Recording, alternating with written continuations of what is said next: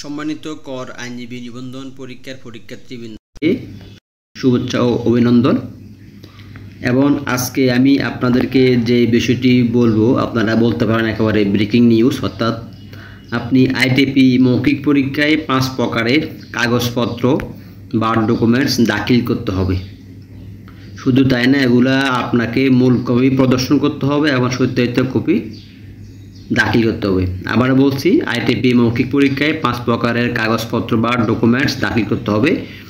তার মধ্যে যেগুলোর মূল কপি থাকে অবশ্য আছে, মূল কপি প্রদর্শন করতে হবে এবং সত্যায়িত কপি দাখিল করতে হবে। তো যারা এখনও পরীক্ষা দিয়ে পাশ করেছেন, সার্টিফিকেট এখনও তোলার নাই, তাদেরকে বলছি আপনারা অতি দ্রুত এগুলো তুলে নিয়ে নেন বা উইথড্র করেন মূল কাগজপত্র যেগুলো আপনাদের যেখানে আছে।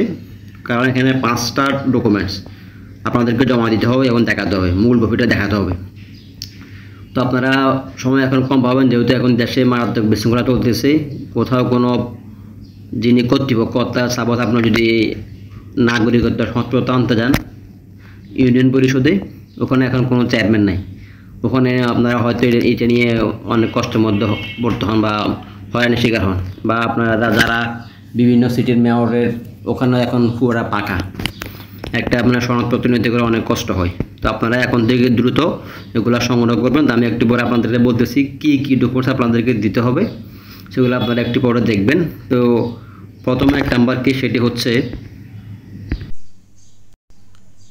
1 নাম্বার হচ্ছে সকল শিক্ষাগত যোগ্যতার সার্টিফিকেট ও মার্কশিট। আপনার একেবারে এসএসসি থেকে শুরু করে সকল শিক্ষাগত যোগ্যতার সার্টিফিকেট ও মার্কশিট এগুলা মূল কপি প্রদর্শন করবেন এবং সত্যায়িত ফটোকপি জমা দিবেন। আবার বলছে, এগুলা মূল কপি প্রদর্শন করবেন এবং সত্যায়িত ফটোকপি জমা দিবেন।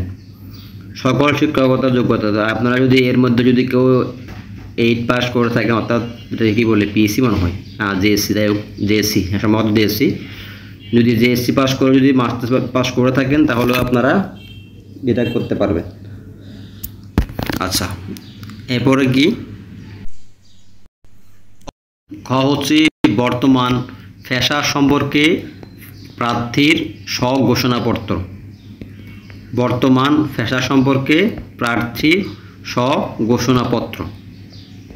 আচ্ছা, এরপরে কি সাম্প্রতিক সময়ে তোলা প্রার্থীর 2 কপি পাসপোর্ট সাইজের ছবি।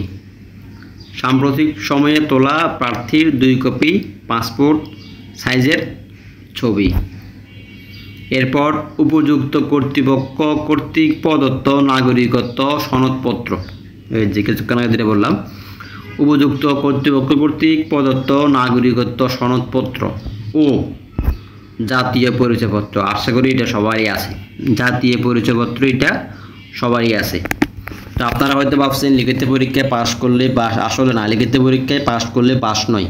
আপনি এই 5টা জিনিসের কোনোটা যদি আপনি মূল কপি প্রদর্শন করতে ব্যর্থ হন, আপনার মৌখিক পরীক্ষা দেওয়ার পরও পাশ করার সম্ভাবনা খুব কম।